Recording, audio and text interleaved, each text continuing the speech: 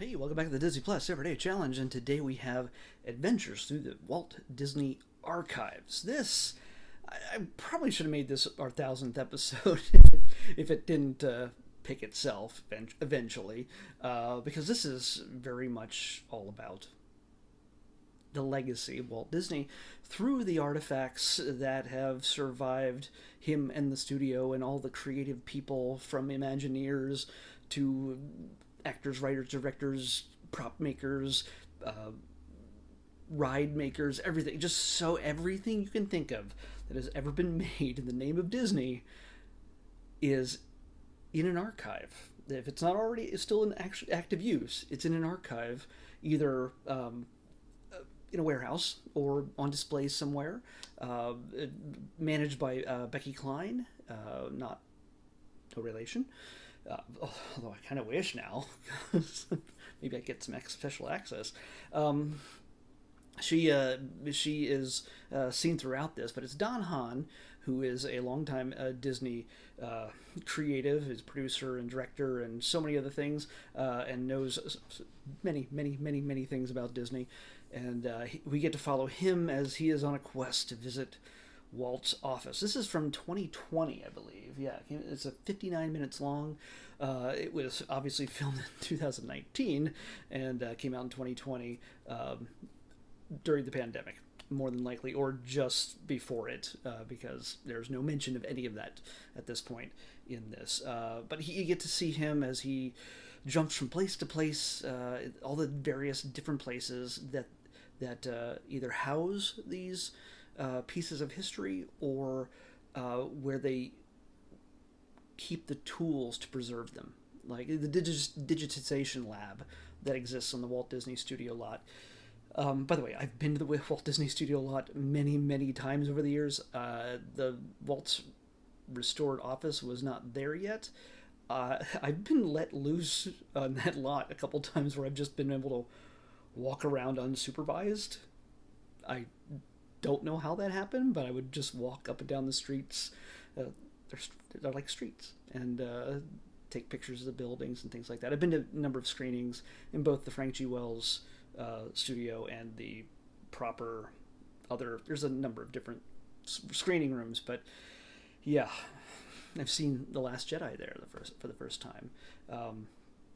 Amongst other things, I saw the re-releases of Finding Nemo in 3D, and also first Wreck-It Ralph, I think, is when I first saw that there in Frank G. Wells. So it's when seeing this place brings back a lot of memories, and this place is very much the home of a number of old school films throughout the history of Disney.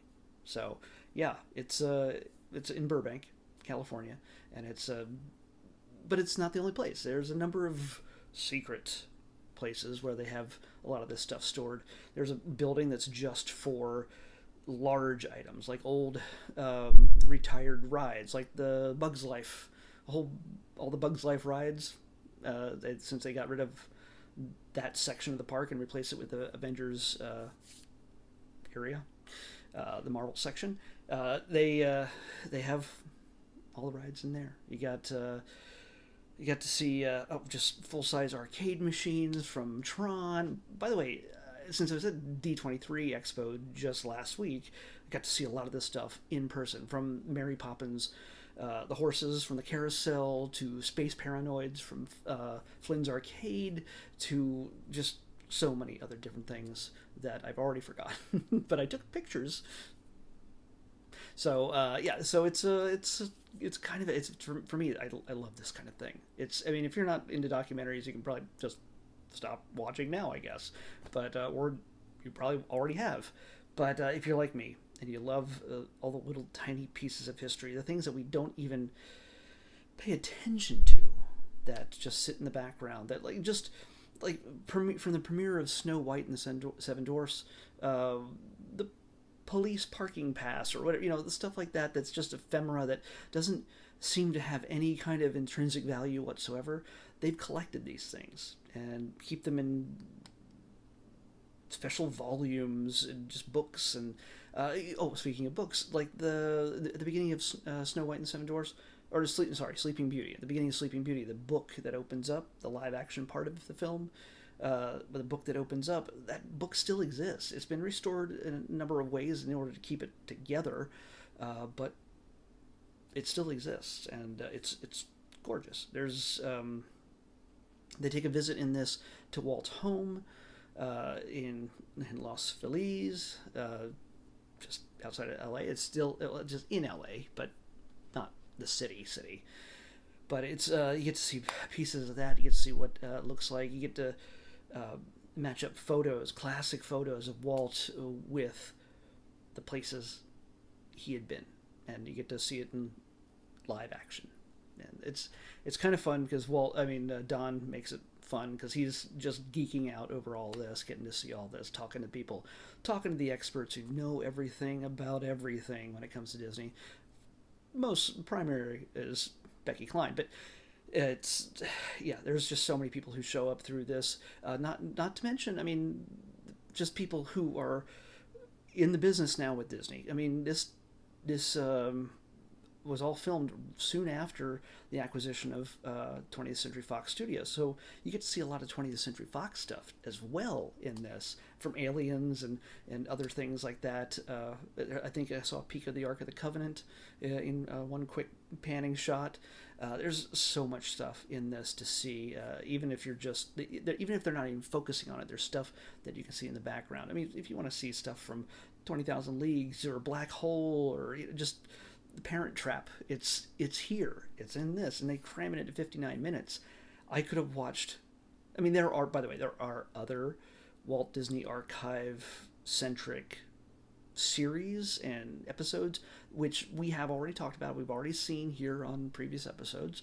There's a lot of that stuff on here, and I just eat that stuff up.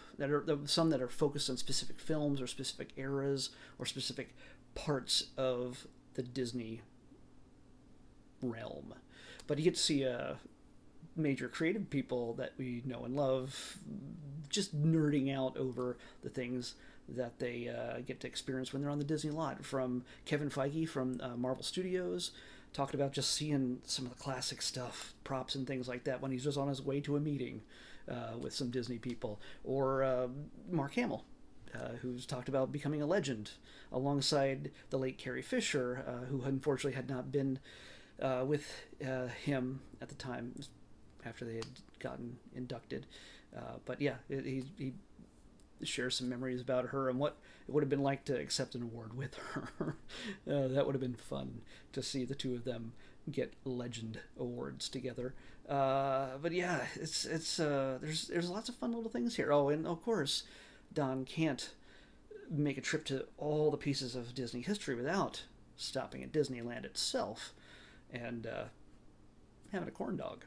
So yeah, there's you get to see lots of. They have different exhibits in Disneyland that are handled by the Disney Archives crew.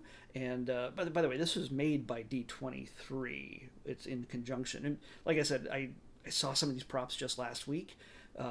They always have if you get a chance to go to a Disney D23 Expo in the future, they always have a section of the floor set aside to display classic props and costumes and pieces of Disney history that people line up for like crazy just to see and pose with and experience for themselves. So it's worthwhile if you're into that kind of stuff to get a ticket at D23 just to drink all that in. So yeah, I can't recommend this enough. This is just, to me, I think I'd probably see something new every time I watch it, but for the most part, it's a neat little walkthrough. It's not stuffy or, this is here and this is a piece of history. There's a date and there's a place, and it's Don just basically nerding out, and yeah, he's a good one to do that. So you get to see a number of other people like Richard Sherman shows up, Marty Sklar, there's so many. Pete Docter from Pixar. He makes they interview a number of those guys. Leonard Maltin, Floyd Norman, Kurt Russell even shows up too. Talks about what it's like to step into Walt's office again after decades when he first walked in there and would take meetings with Walt when he was still this young kid actor, showing up in so many different movies back in the 70s, you know, the computer wore tennis shoes and things like that. So yeah, it's to me it's a documentary in a sense, but it's fun. It's interesting. So, and it's worth 59 minutes of your life, I think. If you're a big Disney fan, it's worthwhile. It's, yeah. But I could have told you that in the first minute, but that wouldn't be a video that I could really make use of. So, yeah, I'm doing this. I'm going to do it for more than a minute. But, yeah. Anyway, that is all I got to say about that. But normally this is where I would pick tomorrow's episode. But I'm not going to do that randomly. I already have picked out tomorrow's episodes. Tomorrow is the premiere of Star Wars Andor. So, not Endor, that's a planet. Or a moon. That's a moon. Planet with a moon. Yeah, anyway. It's Star Wars, and Andor is one of the characters from Rogue One, which, if you remember that film from 2016? 15? 15. No, 17. 15. 16. Anyway, Andor is a brand new series that's premiering only on Disney Plus, and I am excited to talk about that once I see it tonight at midnight. Then I'm going to cram all 3 episodes all at once, and then I'll be talking to you at whatever hour they end tonight at 3 o'clock. I might just after probably, again, anything new Star Wars to me is exciting. I might just have to hose myself down afterwards, shave, just make myself prettier. We'll see if that's possible.